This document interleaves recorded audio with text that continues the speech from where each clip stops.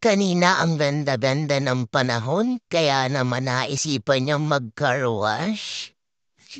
Pero ayun na nga nung patapos na bigla na naman bumuhos ang ulan.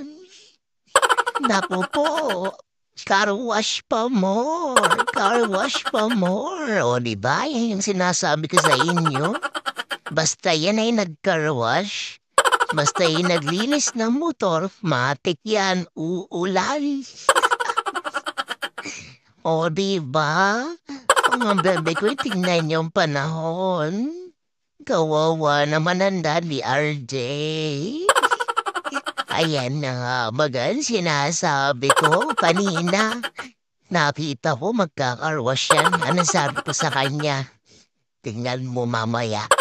Ang ulan niya. Ano yan? O, diba? Ayan na nga. O, diba? Ayan na nga.